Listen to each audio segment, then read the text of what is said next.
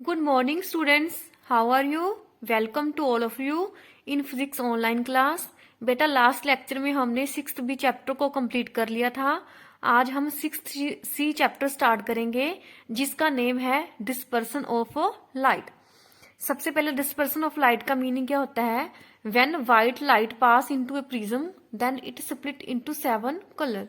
This phenomena is called dispersion of light.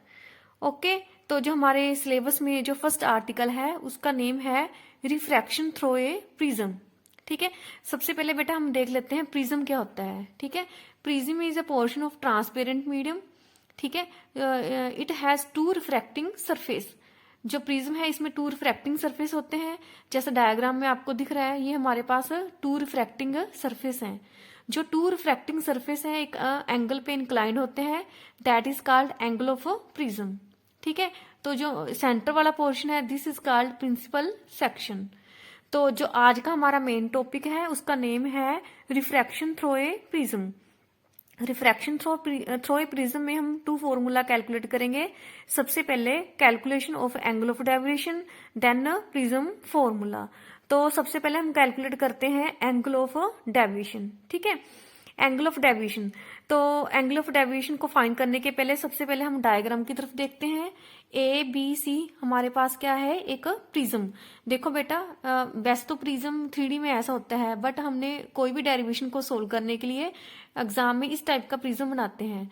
तो A B C हमारे पास क्या है? एक प्रिज्म है। ए बी एंड ए सी क्या है? प्रिज्म के 2 रिफ्रैक्टिंग सरफेस। ए क्या है हमारे पास? Angle of prism. ठीक है, जो सेंटर वाला पोर्शन है this is called principal section.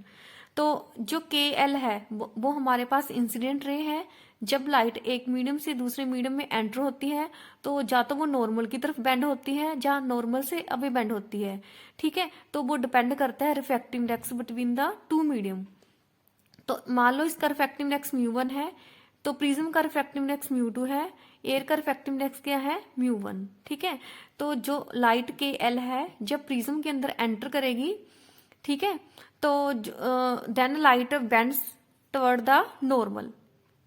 Okay, तो I1 हमारे पास इंसिडेंट एंगल है, R1 हमारे पास क्या है? Angle of refraction. तो N1O हमारे पास क्या है? नॉर्मल। ठीक है, तो जो फिर क्या होएगा? के एम लाइट सेकंड सरफेस के साथ इंसिडेंट होएगी। तो हमारा देखो सेकंड नॉर्मल कौन सा है बेटा? देखो ON2। ठीक है, तो इसका रिफ्रैक्टिव इंडेक्स ज्यादा है, इसका रिफ्रैक्टिव इंडेक्स कम है, इसलिए जब लाइट एक मीडियम से दूसरे मीडियम में जाएगी, ठीक है, तो वो नॉर्मल के से अवे बेंड होएगी। ठीक है, तो R2 क्या है हमारा? एंगल ऑफ इंसिडेंट, और I2 क्या है हमारा? Angle of refraction second case में। फर्स्ट केस में I1 एंगल ऑफ इंसिडेंट है, R1 क्या है? Angle of refraction. Second case में R2 एंगल ऑफ इंसिडेंट है, I2 क्या है? Angle of refraction. ठीक है, तो हम कैलकुलेट करते हैं एंगल ऑफ डेविएशन। ठीक है, PLM ट्राइंगल PLM। ठीक है, इसमें देखो बेटा जो हमारे पास PLM ट्राइंगल है, तो हमें पता है ट्राइंगल में जो एक्सटीरियर एंगल होते हैं उसका सम किसके इक्वल होता है? Interior angle. ठीक है, देखो हमारे पास डेल्टा क्या है? एक्सटीरियर एंगल एंड L और M हमारे पास क्या है? Interior angle. So delta is equal to L plus M।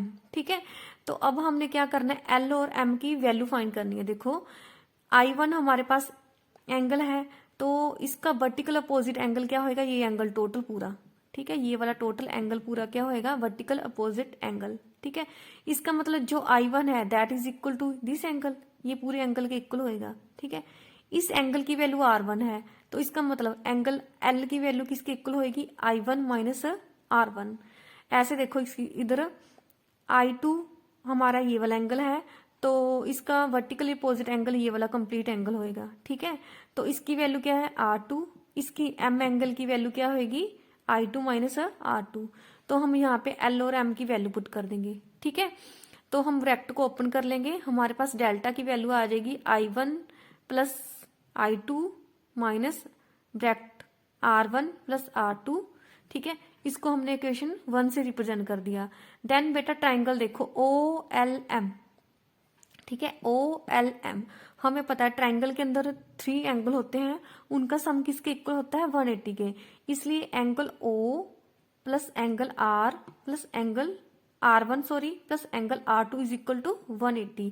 इसको हमने इक्वेशन 2 से रिप्रेजेंट कर दिया। नेक्स्ट देखो हम क्या कंसिडर करेंगे, क्वाड्रिलेटरल ALOM, ठीक है। इसमें क्या होएगा L plus M is equal to 180 and O plus A is equal to 180, ठीक है। फिर हम देखो क्या करेंगे, इसकी वैल्यू भी 180 है, इसकी वैल्यू भी 180 है, इसलिए हम इन दोनों को क्या कर देंगे इक्वल, ठीक है।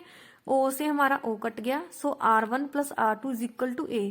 इसको हम इक्वेशन 3 से रिप्रेजेंट कर देंगे।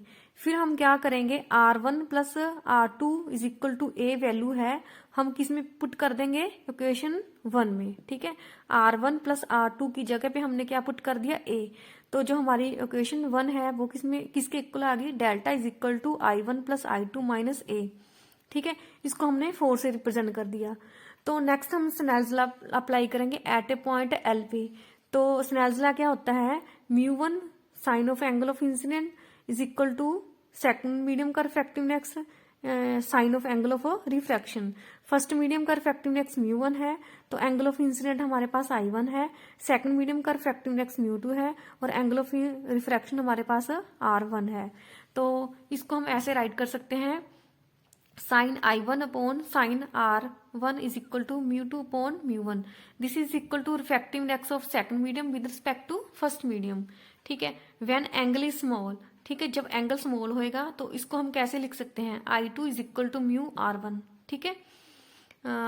I1 is equal to mu R1 and I2 is equal to mu R2, ठीक है। तो फिर हम क्या करेंगे, जो हमारे पास I1 और I2 है, ठीक है, तो वैल्यू पुट कर देंगे। I1 की हमारे पापास वैल्यू आ गई म्यू R1, I2 की हमारे पास वैल्यू आ गई म्यू R2, ठीक है।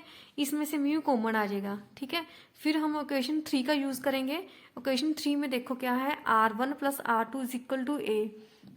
तो हम R1 प्लस R2 को क्या पुट कर देंगे A, ठीक है। इसमें से हमारा कॉमन टर्म क्या आ गई A। सो डेल्टा हमारे पास क्या आ गया A mu minus 1।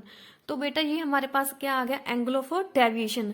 Angle of deviation का मतलब क्या, देखो KL हमारे पास क्या है इंसिडेंट रे, ठीक है।